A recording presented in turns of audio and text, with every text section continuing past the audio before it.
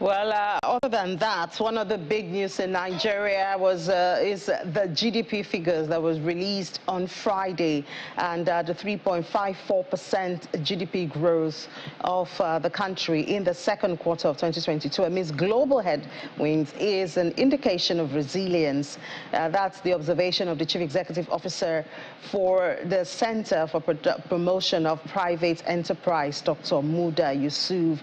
Dr. Yusuf, after looking at the details, says it underlines the dominance of the non-oil sector, which accounted for 93.67% of the GDP, while the oil sector contributed just 6.63, and this is in spite of the fact that the oil sector continues to play a leading role in the generation of foreign exchange and a significant role in the generation of government revenue. A lot of people have said this is a contradiction, but we'll drill down on this with the Managing Director of Optimus by Afrinvest, Mr. Ayodeji Ebo, joining us virtually now from Victoria Island to share his thoughts on this and some of those observations. Good morning, Mr. Aibo. Happy Monday to you. Thank you for sparing some time for us this morning. Good morning. Thanks for having me. Yes. So 3.54%, I think from 3.11%. And a lot of people are applauding it. But there are also some questions. For instance, how did we make it through? In spite of all we are recording, inflation at over 19%, the Forex, the FDI threatened, you know, the issue of insecurity also affecting manufacturing and the agriculture sector. How did we make it through from your perspective? Okay, thanks. I would say, yes, it's a positive one, 3.54%. But there needs to be, we need to know that there's an optimal level that we need to achieve for us to easily see that impact on the populace. So 3.4% may look like, yes, very impressive looking at where we're coming from in 2020, 2021. But we need to, for us to be able to see that meaningful impact in the economy, we need to be able to attain a level around 5% and above before we can see that impact and the populace can really feel the effect. So business activities truly has opened up, and what we're seeing is like we're just scratching the surface, because amidst a lot of challenges that businesses are going through, we can still see that production and increasing demand is increasing. But like you rightly mentioned, high inflation, it means that what would typically be demanding for will also reduce as a result of rising prices. So are we saying that we are still feeling the impacts of the base year effect? Do I hear you say that? No, not necessarily. So if you look at, if it's on a year-on-year basis, last year was at 5.01%. Yeah, so that effect is fading away. But what I'm actually saying is that for us to be able to see that meaningful impact, because for those of us on the street, what we'll be asking is how much of impact am I benefiting from this increase in productivity? Because when you look at GDP measures the production, increase in productivity, and with real GDP, it shows that we actually produce more. That's taking away the impact of prices, that we actually produce more in this quarter compared to last year's quarter. So, but in terms of feeling that impact on improvement in standard of living, improvement in the impact and growth of the economy, that is really still lagging behind, because here we are just seeing that normal increase in production, but it's in terms of translating into income is still limited because of the several factors that weigh significantly on the disposable income. Okay, so that means that for Nigerians, for consumers, when you look at their welfare and then you look at their purchasing power, this is just a number. Yeah, this is measuring production, so it's different from measuring the measuring the per capita income, like you mentioned. So yes, for our GDP is increasing, but how much of value are we getting from this GDP? You know, like when we talk about debt, government was always too quick to look at what's the debt to GDP ratio. But that GDP, what is it producing in terms of income? It's not significant. Yes, we are growing, but how much of value are we extracting from it? How much of impact? Even governments, how much of impact are they getting in terms of translating into revenue? Talk less of the private sector. So overall, yes, it's showing that we are producing more, but in terms of translating into naira and kobo, it's not that significant. And I would say that the 3.5% level is still below our optimal level, where we may begin to see that major impact that will translate into improved taxes for the government, improved standard of living for the populace. So for you, that level would be about 5%, right? Yes, between 5 and 7%. Okay. All right. So now help us to understand this contradiction. Now, the oil sector is a major part of the economy, but it contributed just about 6.6%. And yet the non-oil sector, which is being like minimized, has contributed about 93%. Help us to understand that contradiction there. Thanks. And like we always say, Nigeria is well diversified. It's our revenue base that is not diversified. So you can see that the non-oil sector is what is driving activities in terms of productivity. If you look at the top 5 sectors, you see the agri sector that contributes about 22.9%. You look at the ICT about 18.6%. And you look at trade, that's contributing about 8.6%. And manufacturing, I think about 5.6%. So you would see that like the top 5 sectors that are contributing about 73% to the total GDP are non-oil sector.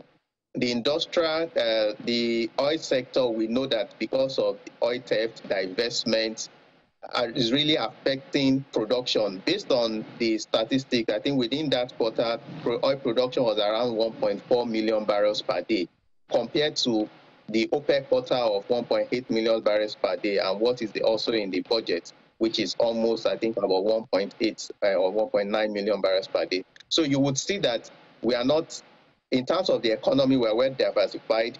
But when you look at projection, the budget projection, we always depend on revenue from oil, and now it's not coming in. The CBN also depends significantly from revenue from oil beyond sourcing using Eurobonds and other multilateral agencies. That's like the main source. So all those revenue, those value that we extract from that sector, is we are not benefiting from it, and we're also paying subsidies. So it's like a double whammy. You are not getting the revenue, but you have to also subsidize oil subsidize PMS. So that's a major challenge. And when you look at the non-oil sector, you would see that when you look at our tax to GDP, it's still very low. I think maybe around below 10%. So in terms of even extracting value from that, so if we are not able to extract value from what we are from our activities, it's really going to impact or limit how much of development we can achieve. Because when you are going to build roads, it's not based on GDP. When you are going to pay salaries, it's not based on GDP. Pay your the service debts, not based on GDP. It is the value that you extract from that GDP in terms of income that you'll be able to make any meaningful impact and achieve a good growth. So I guess it's time for us to start really diversifying our revenue. But my attention is also drawn to this air transportation. Air transportation grew by over 22%. And this is the second quarter. And I'm trying to remember, does it mean the impacts of, the aviation fuel scarcity, obviously the threats of some airlines to withdraw their services, international airlines, and even the closure of some of the local airlines has not been captured yet? Okay, thanks. I think that starting from your last question, yes, the closures started mainly in July, August, which was not captured in this. But there's also that base effect that we can lay hold to for that sector. So look at last year, the economy was just that sector was just opening up on the back of the restrictions that we had even globally. So that is responsible for that year-on-year growth that we're seeing of 22%. But we know that the challenges are also enormous. So when we come into looking at Q3, we believe that it will slow down, because with the increase even in airfare would also reduce the usage, and that is really going to impact on the activity. We know that jet fuel has also increased significantly, so cost of doing business is significantly high in that space. And we know government, based on the report on Friday, trying to resolve the ban, the suspension we're seeing from the foreign counterparts. So with that is also really going to impact on the growth for Q3. All right, and then another one is, okay, let's look at the sectors that contracted, and majorly we have the oil and gas. We saw that the highest contraction was oil refining at about 42%. That is obviously a major source of worry to the country. We've been talking a whole lot about oil thefts, but the Chief of Naval Staff was on one of our shows and was used on the news at 10 yesterday, and he said the numbers brandished for on oil theft is higher than we think it is. But how do we explain this contraction of oil refining by a whole 42%? Okay, thanks. And like Professor Soludo will always say that you don't argue with numbers. So even if based on the official data now, we can see that there's really a challenge within that space. So whether it's not up to the amount that is being paraded, but we know that there's a serious challenge. We also note that the CBN governor has also alluded to that in terms of the effects that is coming in from oil, it has reduced significantly.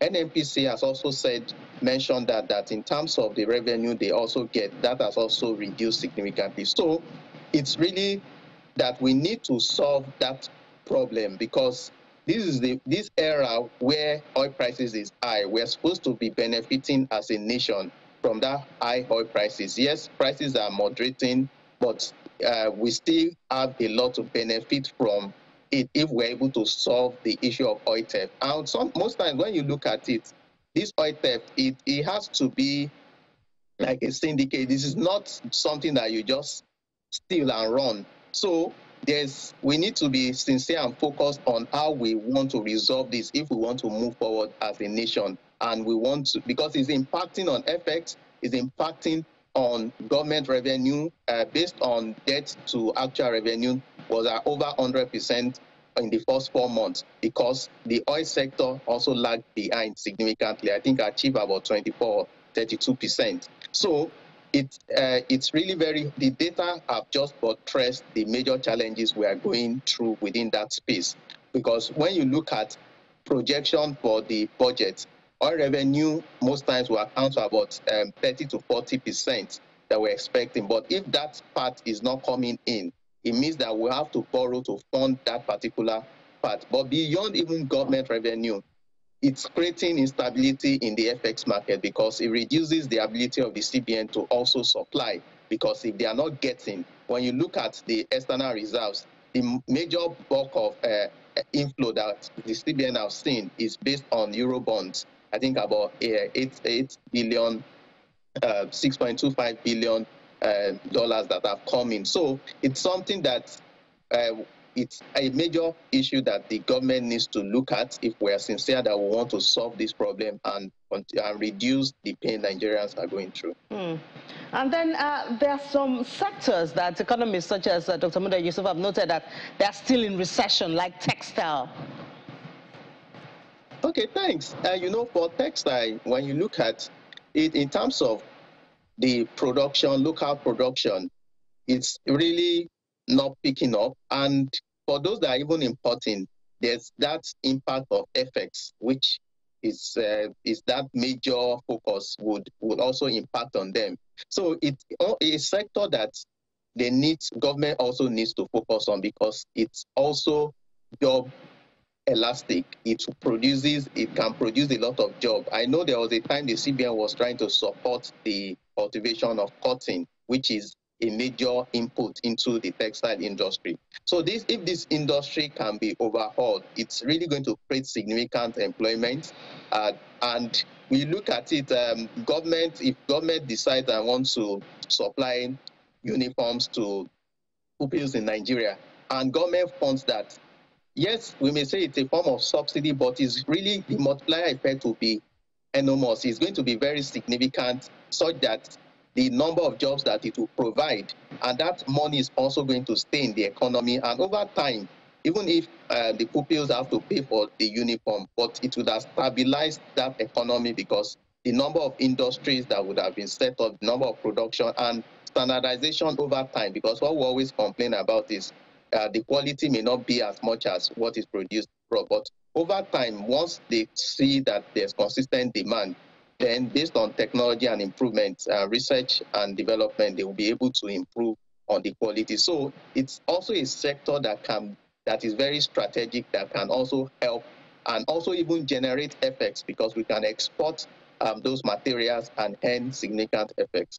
Yeah, well, talking about quality, of course, that will come there. Just before we let you go, Mr. Abel, what's your outlook for Q3? When we look at the parameters, we have strived in the face of a surge in inflation. But, I mean, when we look at, for instance, aviation sector, the challenges there, oil thefts also, what do you see at the end of Q3?